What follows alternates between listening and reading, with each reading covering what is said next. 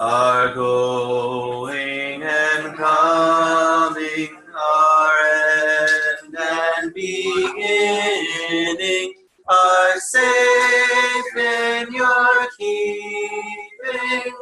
Lord, our endless blessing, our going and coming, our end and beginning, are safe in your keeping. Lord, our endless blessing, our going and coming, our end and beginning, are safe in your keeping. Lord, our endless blessing.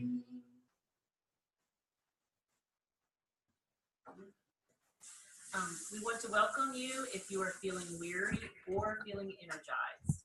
We welcome you if you have been on this walk from the beginning, or if you have just recently joined in, or if you're just here for the night. We welcome you if environmental justice is brand new to you or has been on your heart for years. We welcome you if your feet are smooth and clean, or if your feet are calloused and bruised. We welcome you if your body is a place you feel at home in, or if your best days are a kind of uneasy truce with your body. We welcome you if you are a morning person or a night person. We welcome you if you are a Democrat, Republican, or neither. We welcome you if you are gay or straight, or if neither of those labels describe who you are. We welcome you if you are a person of faith, or if you're not. We welcome you if your skin is the color of pine, or cedar, or walnut, or ebony. We welcome you if your disabilities are where others can see them, or if your disabilities are harder to see. We welcome you if you are older, and we thank you for your wisdom and your energy. We welcome you if you are younger, and we thank you for your wisdom and your energy. We welcome you if you are a woman or a man, or if neither of those words fit you. We welcome you if you are wounded and healing and trying to recover your strength. And we welcome you if you are feeling strong and trying to figure out where to use your resources. We welcome you if you are transitioning out of something and mourning what is lost. And we welcome you if you are moving towards something exciting and trying to discern its shape, or if you're unsure of exactly where you are. We welcome you if you feel like many of these words describe you or none describe you at all. Each of you is welcome here. All of you are welcome here. And most importantly, all of each of you is welcome.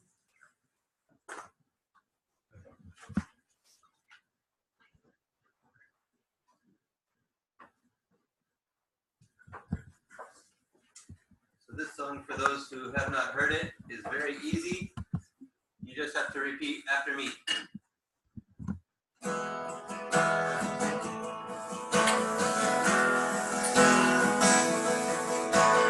Come, let us worship God. Come, let us worship God. Come, let us worship God. Come, let us worship God. Welcome everyone to the love of God. To the love of God. Food for the hungry. Food for the hungry. Food for the hungry. Food for the hungry. Welcome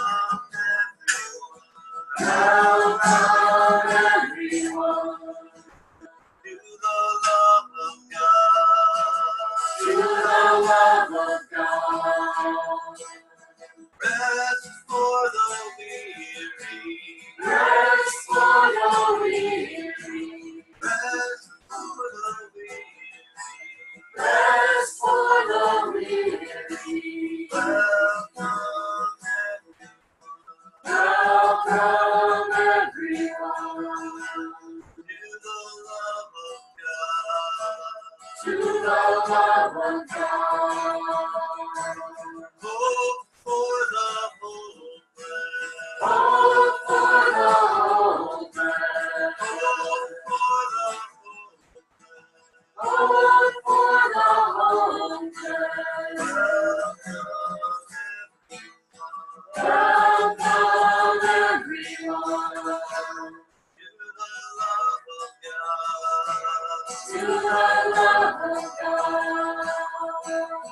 Bread for the journey.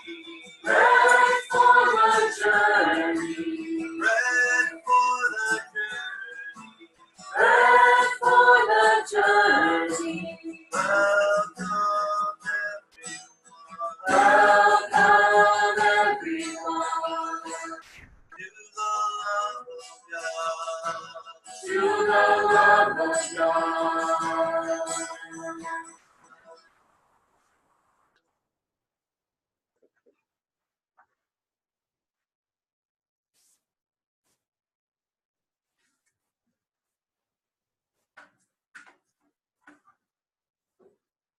So far, all of the watersheds we have been in were part of the Ohio River drainage. Now we are in the Kaskaskia watershed that flows directly into the Mississippi. For most of the 19th century, the river joined the Mississippi at Chester. Deforestation of riverbanks on the Mississippi and tributaries to fuel the hundreds of steamboats that piled the river had several significant environmental effects. Destabilizing the banks, causing the Mississippi to become wider and more shallow, causing more severe flooding and leading to the lateral channel changes in the American Bottoms area. In the aftermath of a major 1881 flood, the Mississippi changed its channel and moved east to flow along the lower 10 miles, 16 kilometers, of the channel of the Kaskaskia, shifting the confluence 10 miles north. As a result, a small portion of Illinois, including the former capital, Kaskaskia, was cut off from Illinois when the river moved to its east side. It is now located on the west side of the Missouri shore. The Kaskaskia River State Fish and Wildlife Area is located along the lower river in southern Illinois.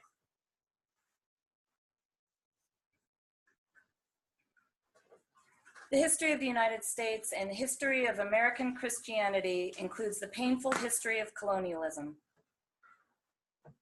We are settlers on land that does not belong to us. We acknowledge that we are gathered today on the hunting grounds and homelands of the Haudenosaunee Confederacy, Miami, Osagie, and Illinois. These people have used this land since time immemorial and continue to do so in the present. We offer them our gratitude and respect and hope and solidarity with them to strive for justice for our planet and for all people. This is a reading from the Gospel according to John, chapter 6, verses 1 through 15. After this, Jesus went to the other side of the Sea of Galilee, also called the Sea of Tiberias. A large crowd kept following him because they saw the signs that he was doing for the sick. Jesus went up the mountain and sat down there with his disciples. Now the Passover, the festival of the Jews, was near. When he looked up and saw a large crowd coming toward them, Jesus said to Philip, "Where are we to buy bread for these people to eat?" He said this to test him, for he himself knew what he was going to do. Philip answered him, 6 months' wages would not buy enough bread for each of them to get a little. One of his disciples, Andrew, Simon Peter's brother, said to him, "There is a boy here who has 5 barley loaves and 2 fish. What are they among so many people?" Jesus said, "Make the people sit down." Now there was a great deal of grass in the place, so they sat down, about 5,000 in all. Then Jesus took the loaves, and when he had given thanks, he distributed them to those who were seated, so also the fish, as much as they wanted. When they were satisfied, he told his disciples, "Gather up the fragments left over, so that nothing may be lost." So they gathered them up, and from the fragments of the 5 barley loaves left by those who had eaten, they filled up 12 baskets. When the people saw the sign that he had done, they began to say, "This is indeed the prophet who is to come into the world." When Jesus realized that they were about to come and take him by force to make him king, he withdrew again to the mountain by himself. This is the word of the Lord. Thanks be to God.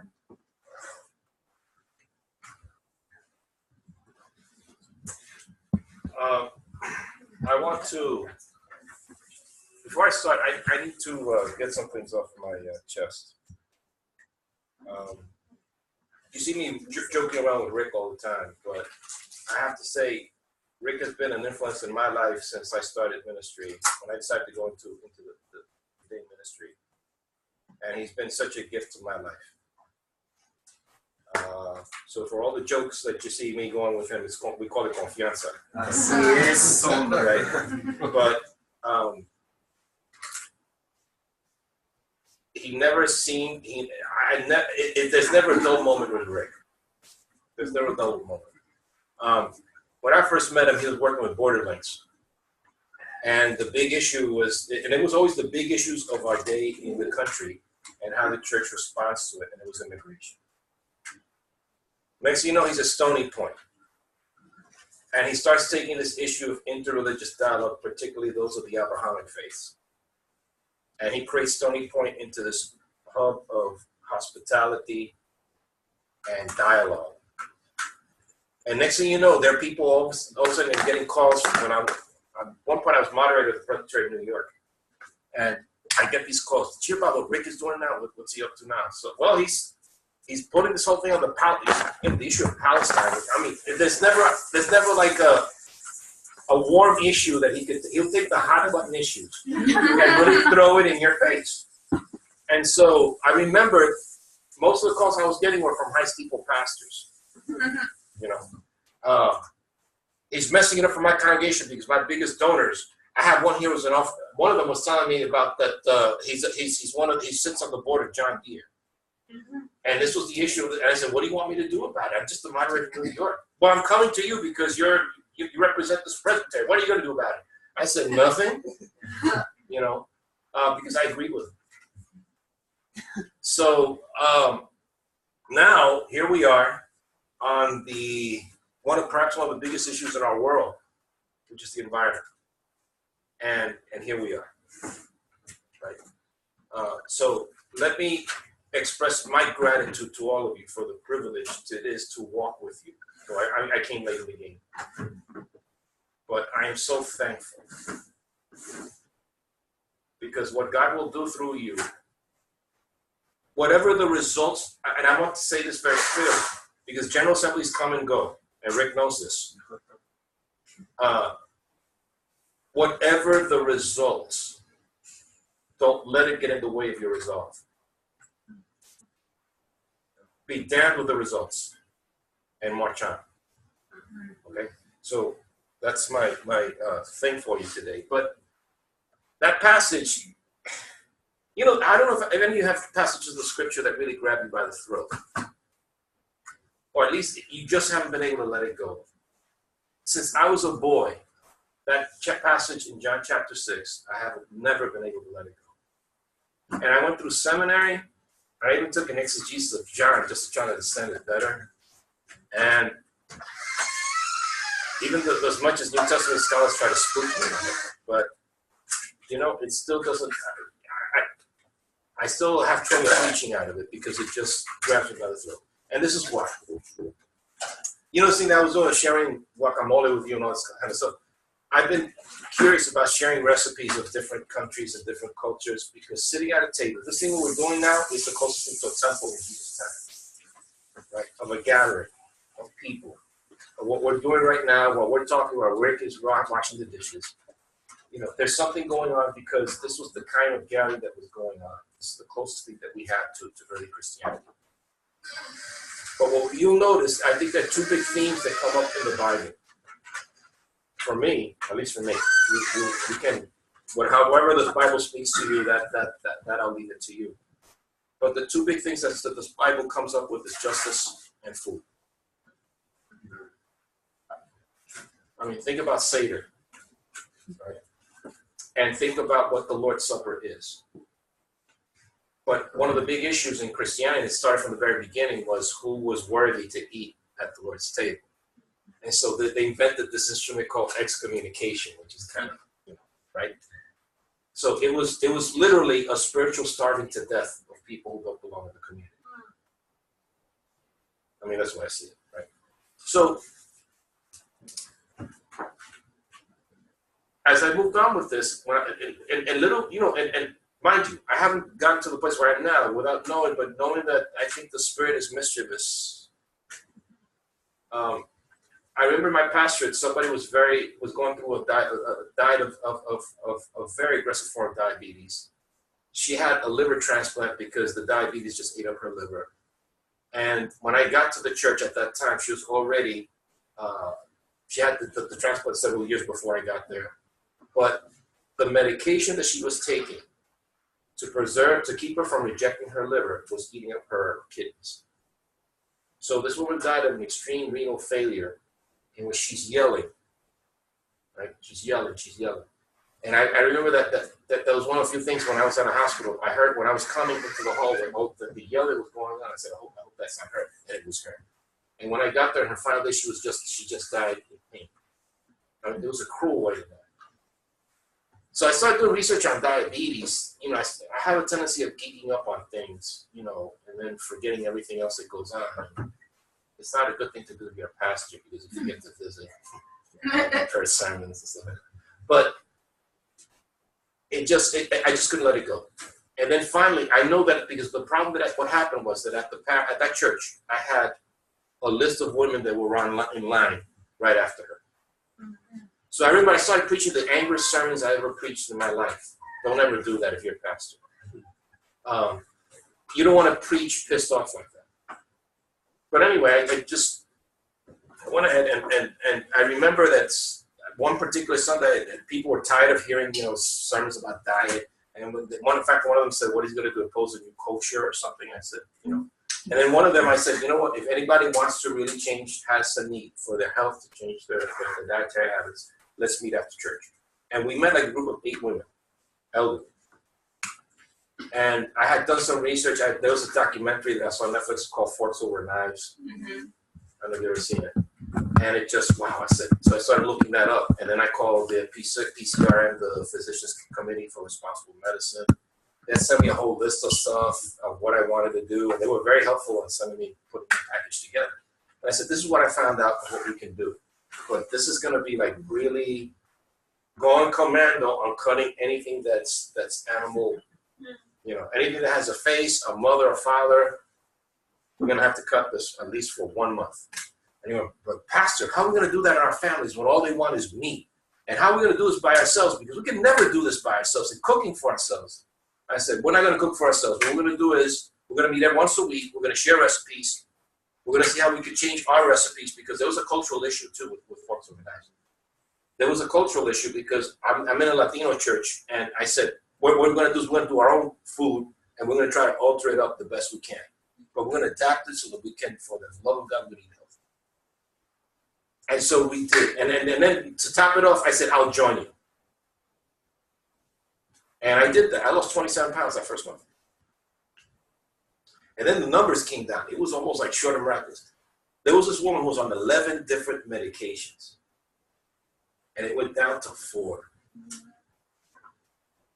And then the other one was on 6 or 5, went down to like 3 or 2. And one of them came up to me, happy and saying, the doctor said, Pastor? I said, what? What is that? What is your pastor trying to do? Trying to get rid of the medications from you? I said, tell him that the answer is yes, right? But, they lost weight, they changed their lives, they had more control. These were people that could barely walk. And all of a sudden they were walking again. They had some, they had some joy.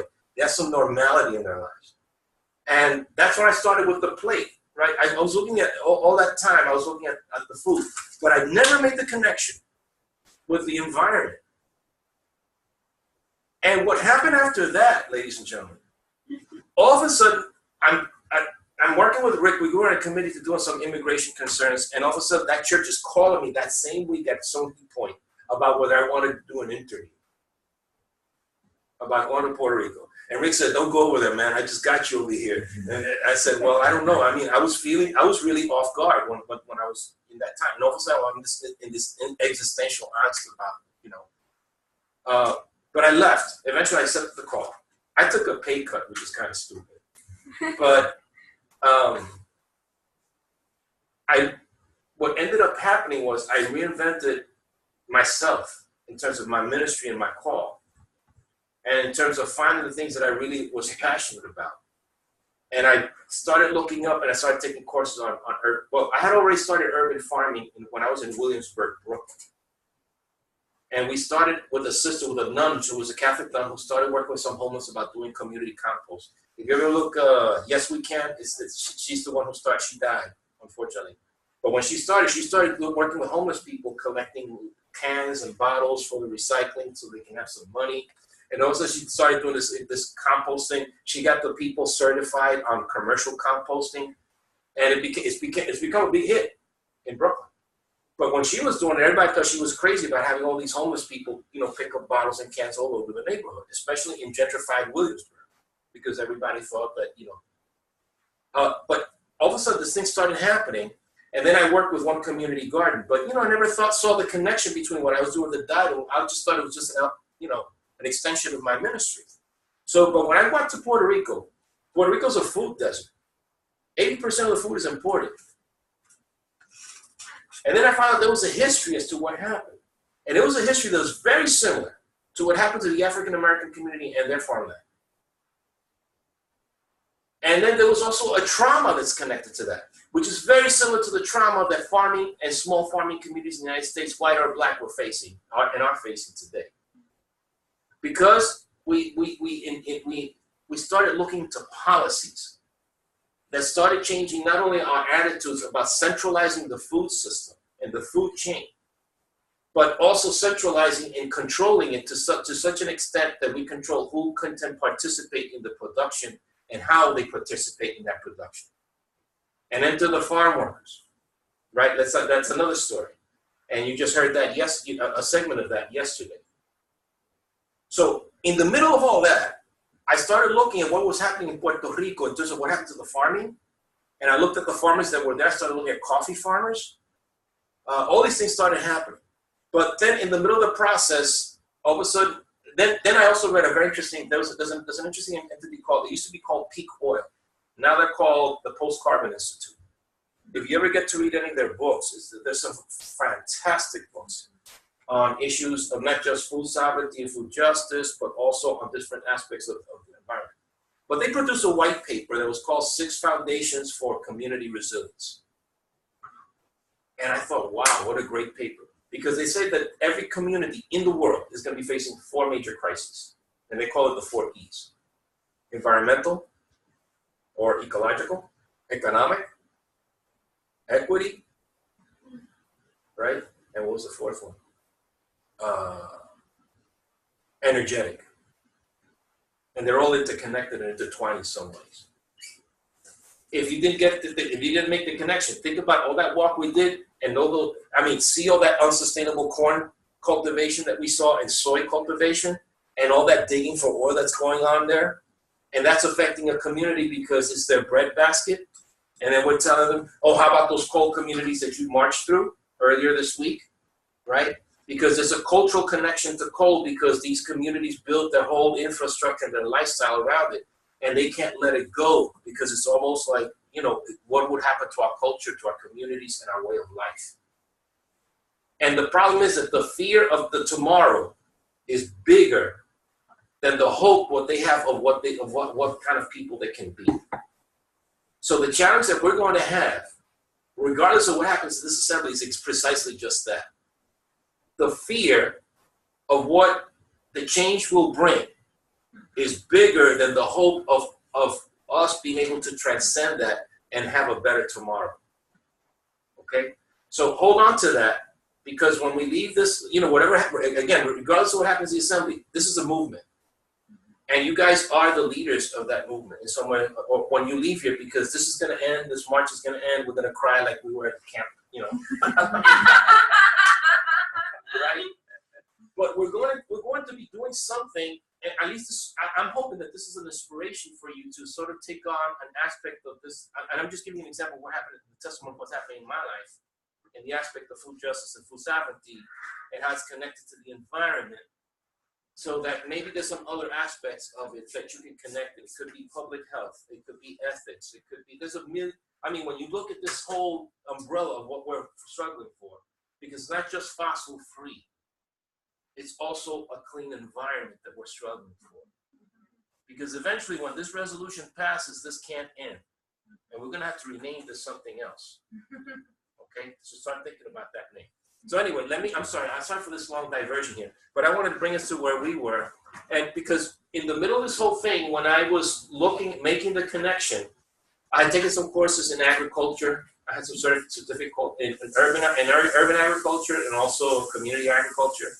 I started taking a course on apiaries, although I hadn't touched a beehive yet.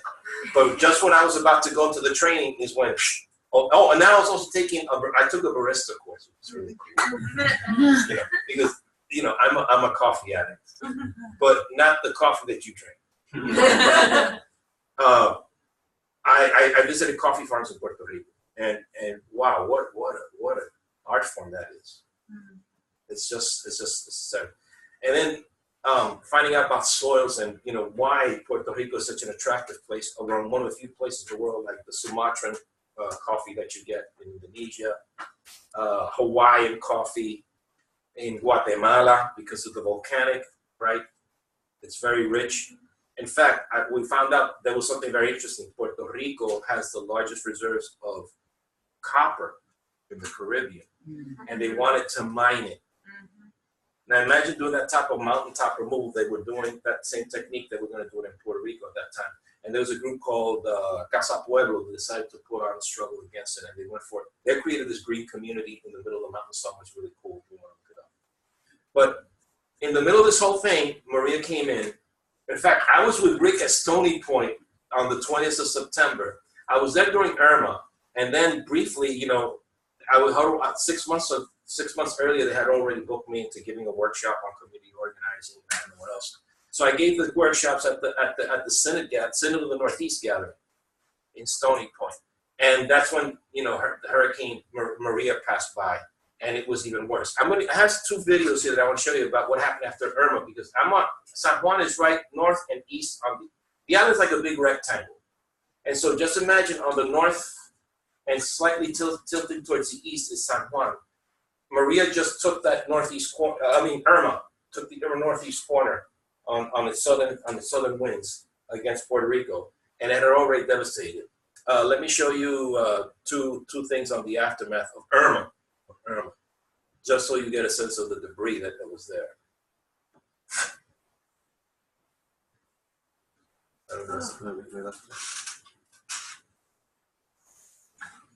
And that's by my condo. That's the building where I live, and that was all the debris that was there the day after Irma, as you see there.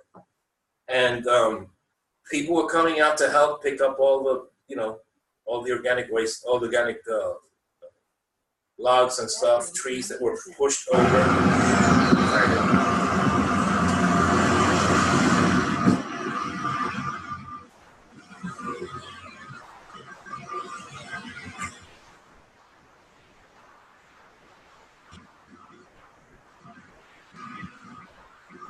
If you want to come by my house, just ring the bell right there. I'll just come down and holler at you. Okay. And then further up on the next, I think we go to the next video. I think it's much more coming here. There's a tree that just blew it off. No, that's the same one. No, next slide. There we go. Yeah. Guys, look at this tree. This was totally uprooted. It was on the sidewalk, and it was just incredible, isn't it? That's the tree right over there.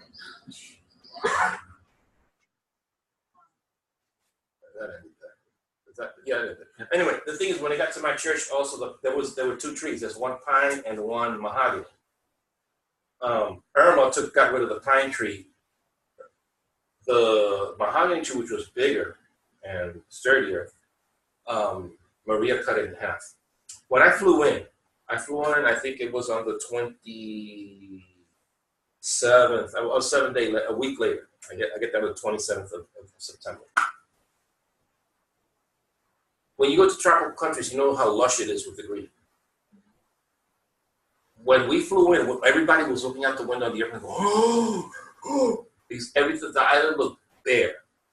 And I mean bare because all the foliage was pushed out of the tree, was blown out of the trees. And not only that, the winds were so strong that the trees were charred because of the friction. Okay? And so all of a sudden, when you got on the highway, wherever the highway was open, you would drive through the highway, and then you would see hamlets that you would never see because they were covered, in behind some wooded areas. There was no wooden areas, so you could see across. In fact, you can even see across the mountains. One of the biggest rainforests we have, El Yunque. El Yunque looked like brown and bare, and we thought it would never come back. Although now there's some studies that are talking about how hurricanes are part of of an ecosystem rejuvenating itself. And it's already, now you go and it's already green again. But yeah, all of that was really, it was just haunting to see the place so gray. It looked like autumn in New York. And this may sound funny, but for people who grow all their lives in a tropical country, that you never see autumn. You never see winter. In fact, I spend like New Year's Eve, on New Year's Day, I go early in the morning and I still go to the beach and I take pictures of my feet across the beach like a Corona commercial. And then I do some videos and I taunt everybody back north, Yeah, I'm on a wanted list, in winter time. But all of that was gone. It was just sad. And then not only that across, where I live right there, I was without power for 45 days. My congregation, the church where the church was, it was without power since Irma. It was never restored. And we were without power for 115 days.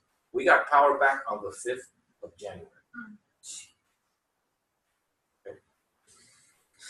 If you go to the southeast corner of Puerto Rico, we're 8.5 months into it, almost going on 9. Because the 20th is going to be 9 months. There's still communities today. There's over 100,000 people without electric power. So what was a big tragedy also became a big opportunity. And I say this because I got elected moderator of the Synod. And after I got elected moderator of the Synod, I was the vice moderator of the Synod. And I only accepted it under one condition. The condition was that I wanted the Presbyterian center that we had, the conference center that we have called El Guasio, that was founded by missionaries as a health outpost for rural poor people. So we went out there. I'm sorry, am I talking too much? No. Okay. So I'm sorry for the people. Whatever. Anyway. So in that whole, I did this political move. So because they wanted to sell the camp. There's 90 acres. They wanted to sell it.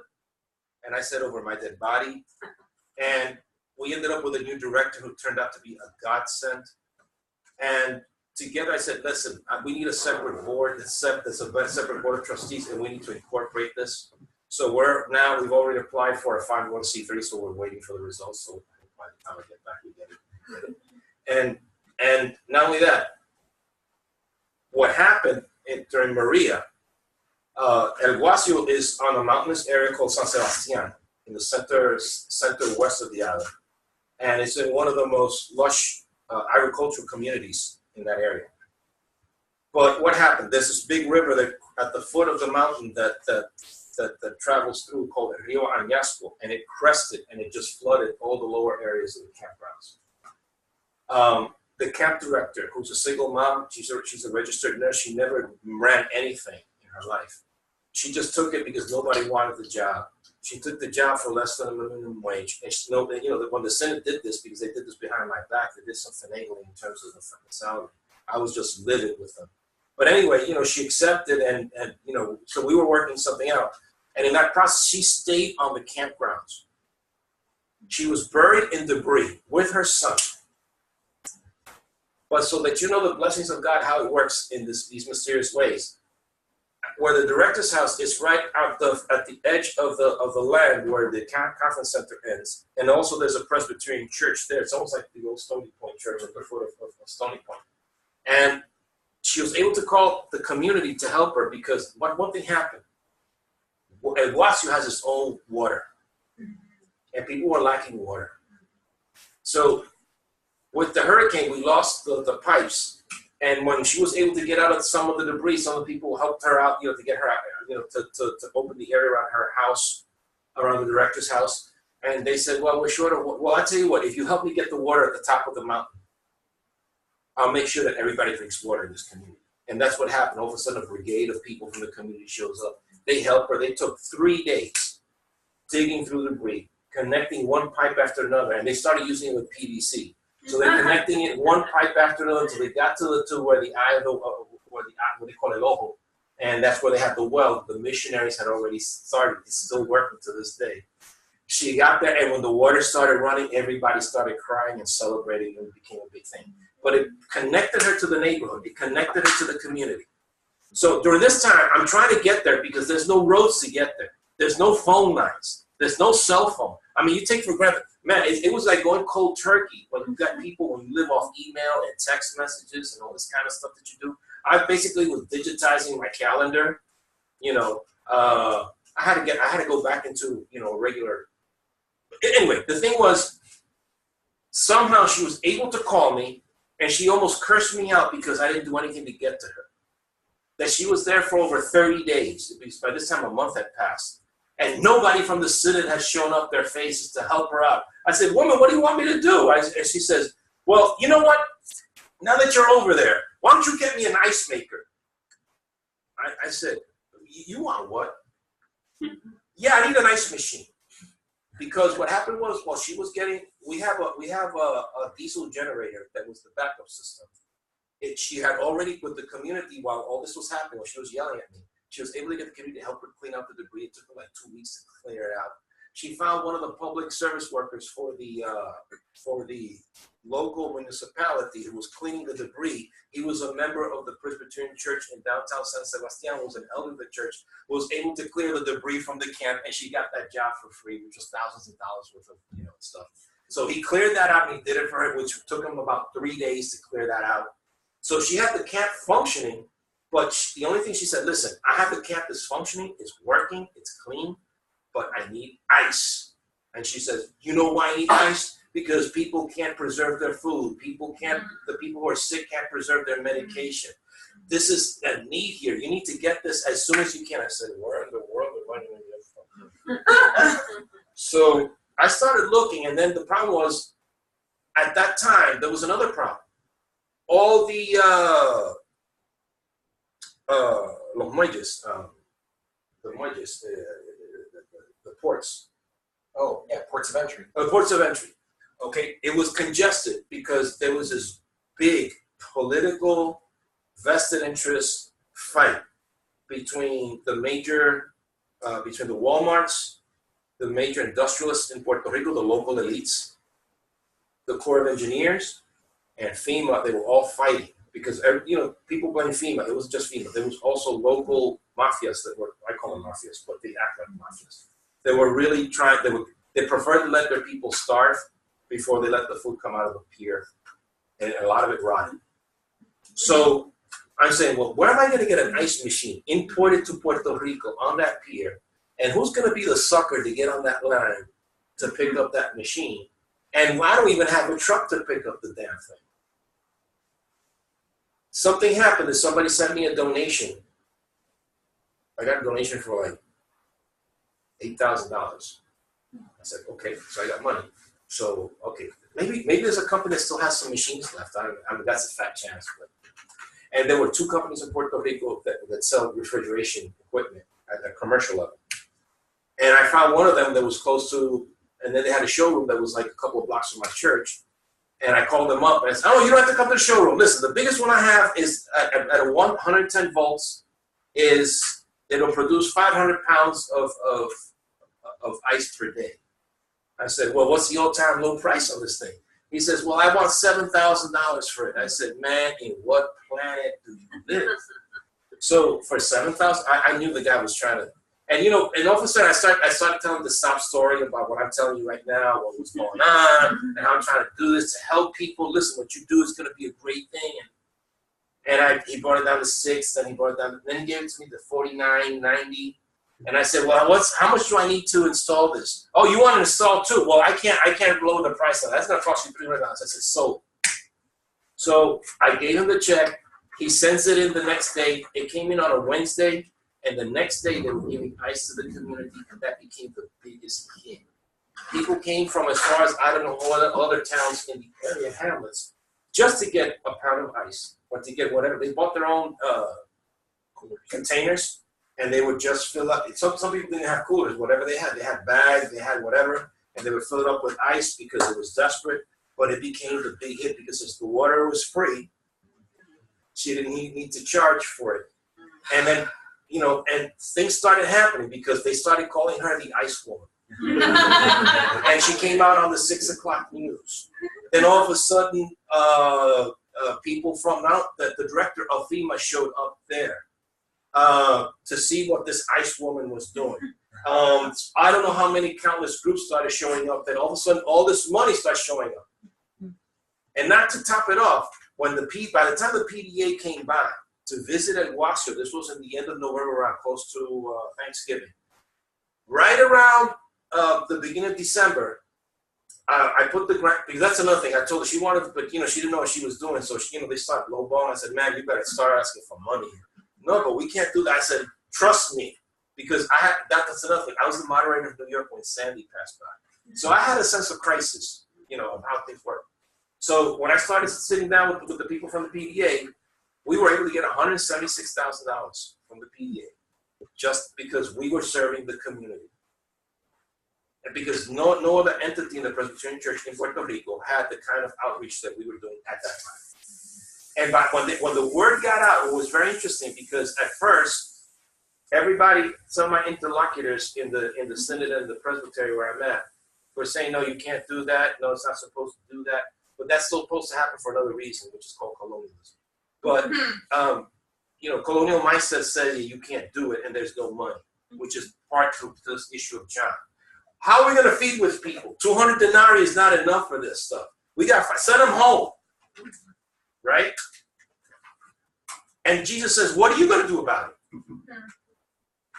Well, all we got is this kid with 5 loaves and 2 fish. 5 loaves and 2 fish? 5 loaves and 2 fish.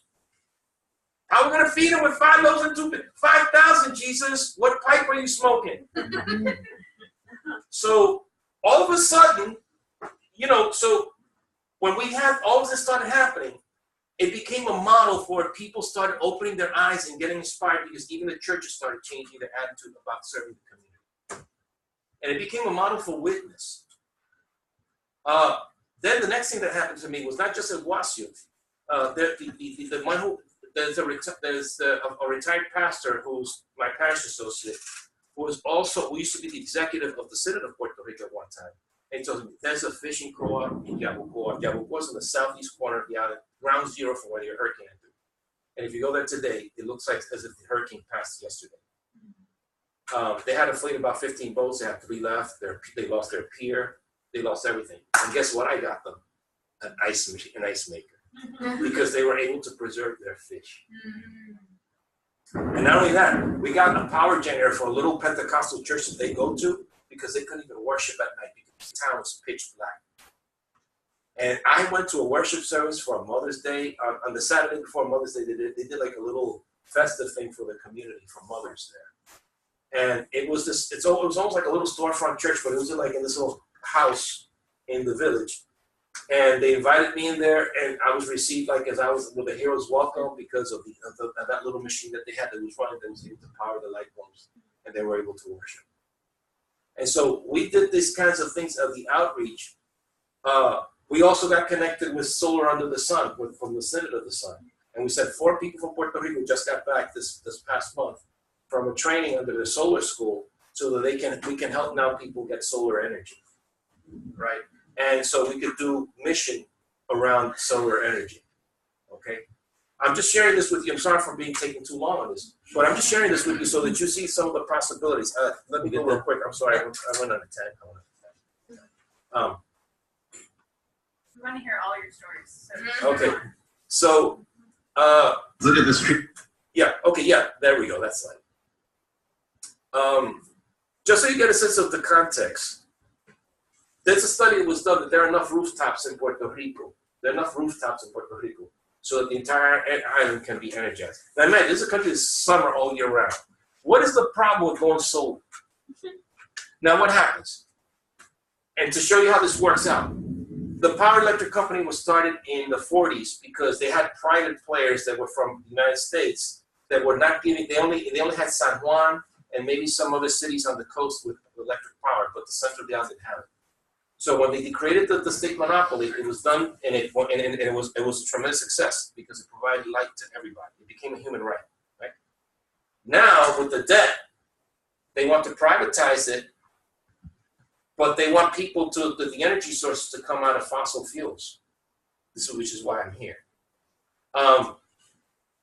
In the 1990s, there was some changes on the Energy Commission that forced the public monopolies that they had to at least 1/3 of their energy producers had to be from private entities. And guess what the government did? They went to fossil companies.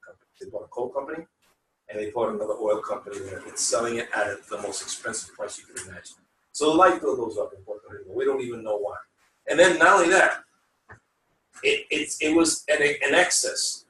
And so now that coal company, they produce waste that's just called potash. But where's that potash going to go? Well, they did an arrangement with the government. Since everybody says no. I mentioned this on Sunday, right? So you know this story.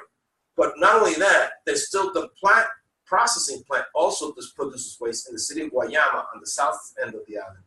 And it's getting people sick on that part. And it's close to one of our aquifers. So some of our cleanest waters come out of there. And that same company also in the north, they want to put an incinerator.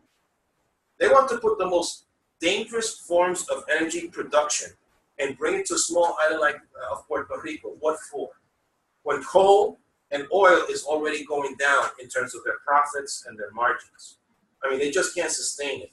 We're going to start seeing soon a major bankruptcy come from Exxon. In the next couple of years, it's just bound to happen.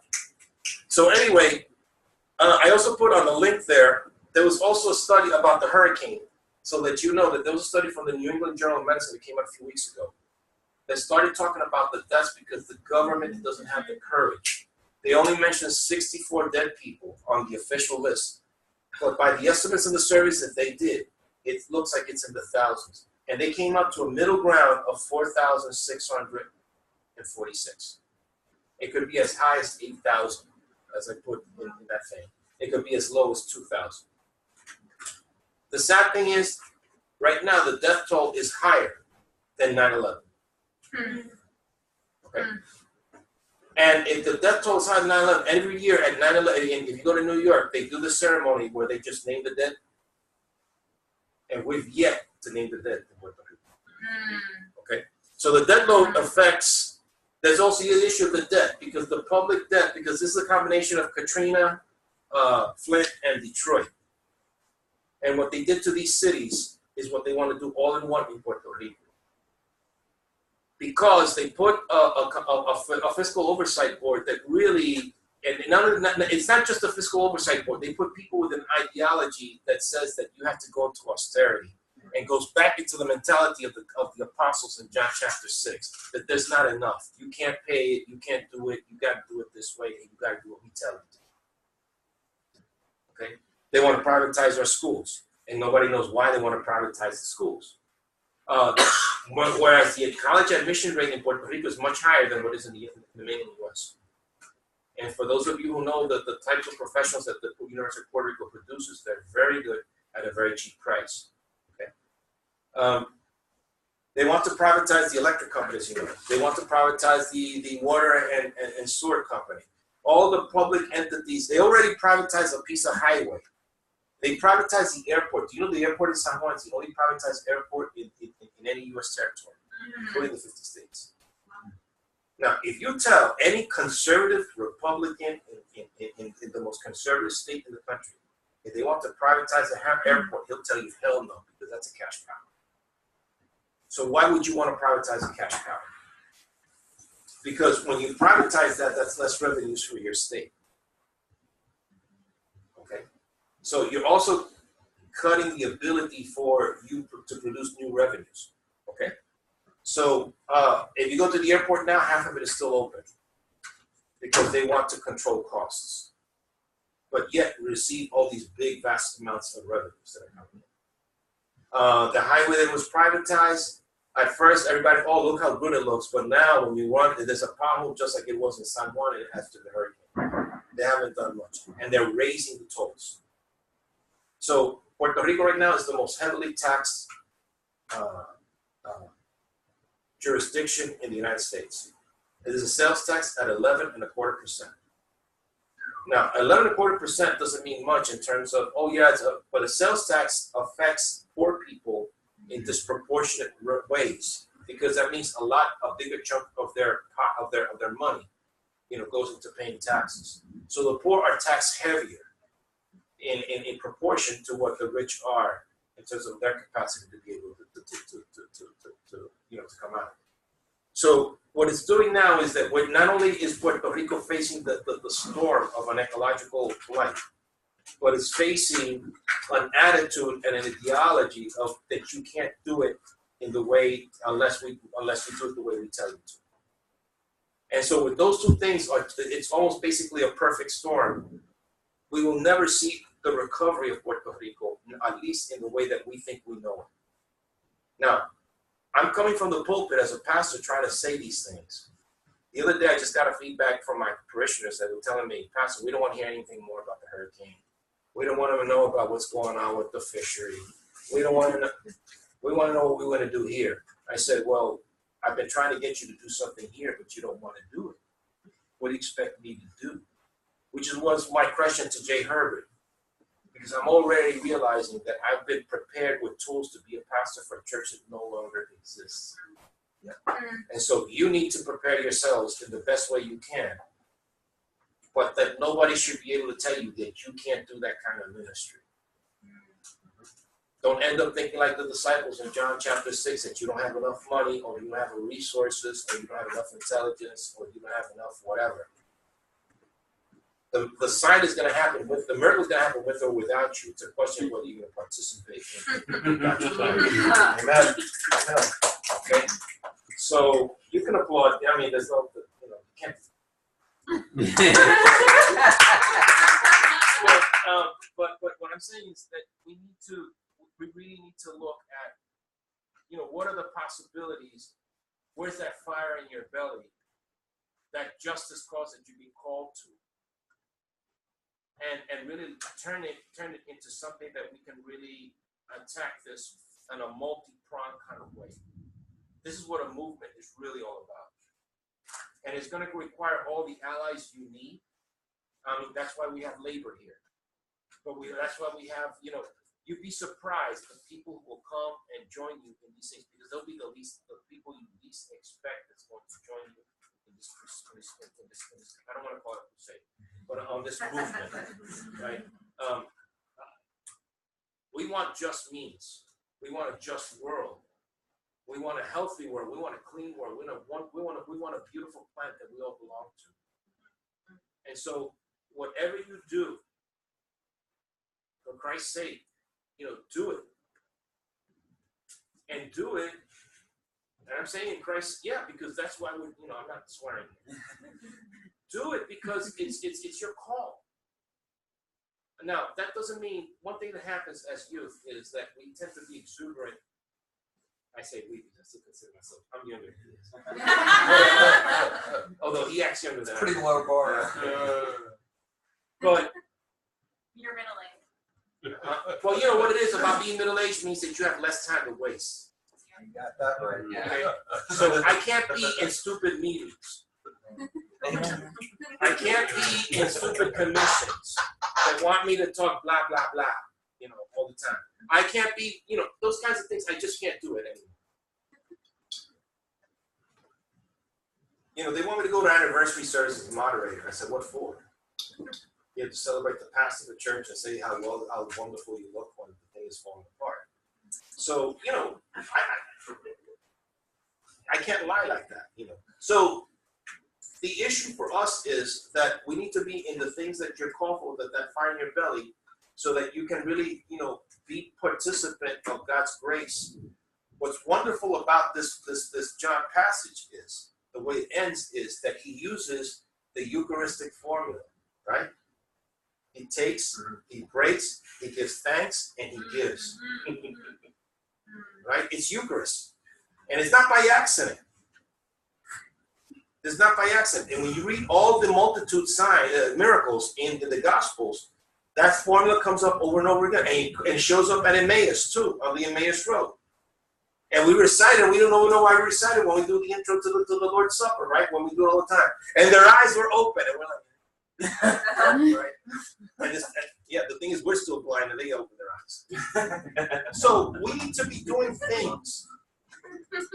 We need to be doing things that really are, and it's going to be miraculous to the point that you're going to find out that the journey by which God is calling you to take, wherever it may be, because our theology of the Lord's Supper is a question right now of who's invited to that table. When Jesus said it's for everybody, we're saying it's only for a particular few.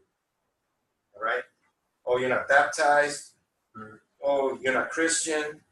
You're not a member of the church. Right? We have all these requisites for that when Jesus had none. And then we want to bring in Calvin into the picture when the Bible says something against Calvin. Right? And it's there, man. I mean, you know, it's bonehead exegesis.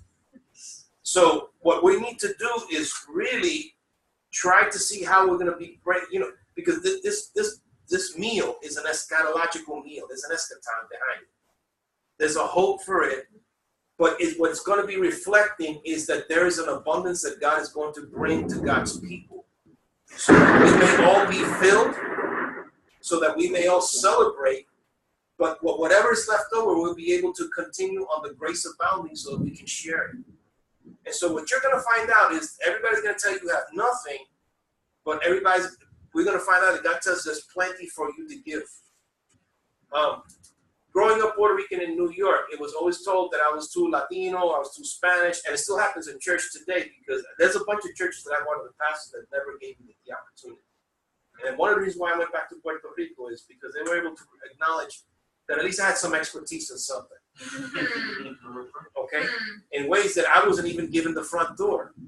Anybody else in my position, I probably would have been like an executive presbyter or something. But, you know, it is what it is. And besides, when everybody told, when the government was telling me how ugly I am, my mom told me I'm beautiful. So I trust my mom more than I trust those people. So there's nobody could tell me how ugly I am because I already know the secret. I'm good looking. And so, am I working? You're good looking. Oh, maybe. So, and I'm saying this because think about it. We have women in ministry here. There are churches that are going to close doors on you. It's your choice to break the door down, find another door, or build another door for you where you can fit it. Okay? We have a myriad of gifts and talents to give out. And there's enough. And there's going to be a place for you. It might not be the most lucrative thing. I'm still trying to work out on that money thing. But it's going to be something that really is going to bring abounding joy in your life.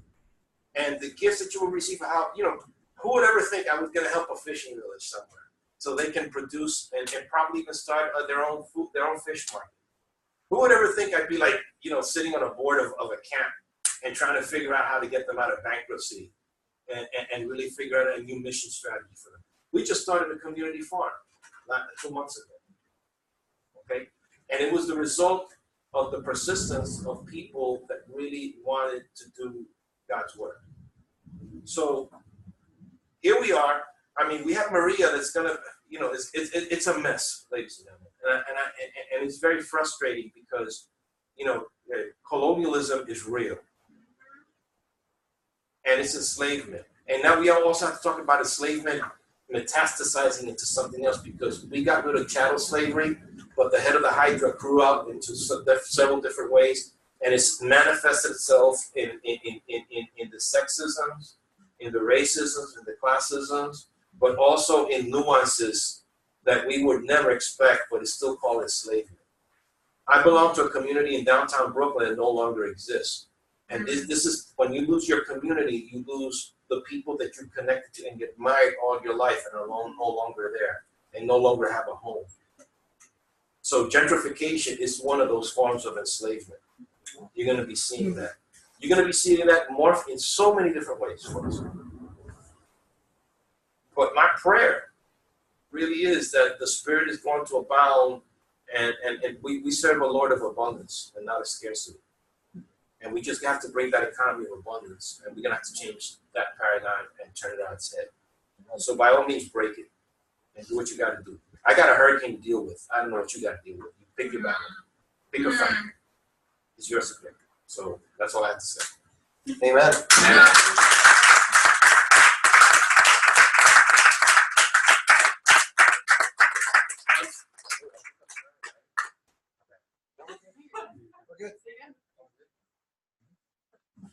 Is praying for us tonight? I am. Thank you, Jose. Thank you. Please join me in prayer.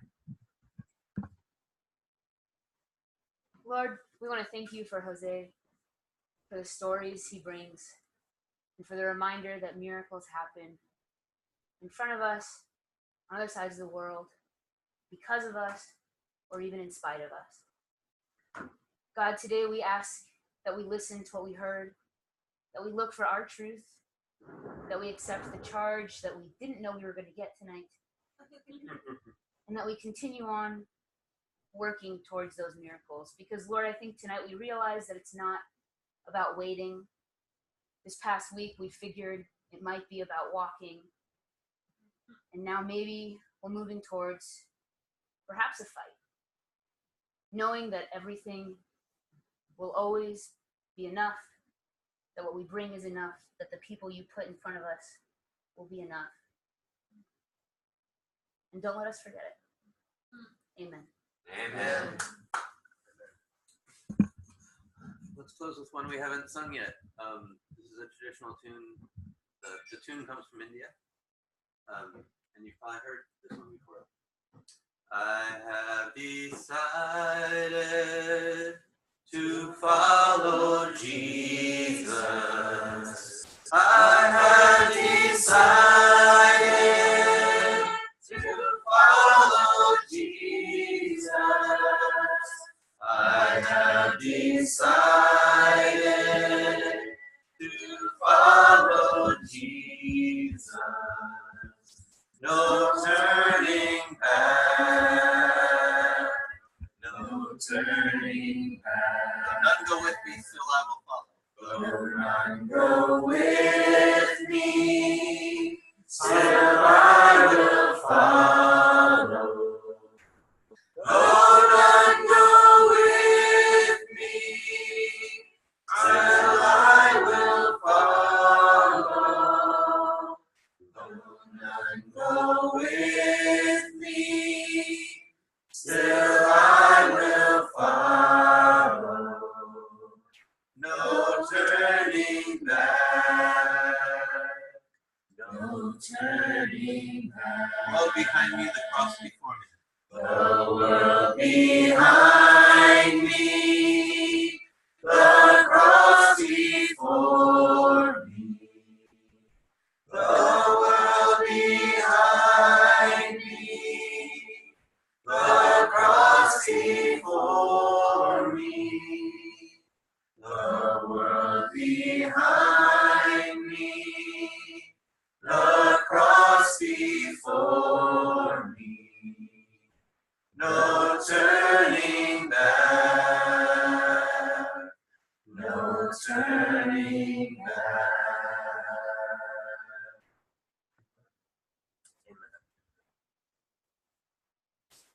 Go into this night in peace.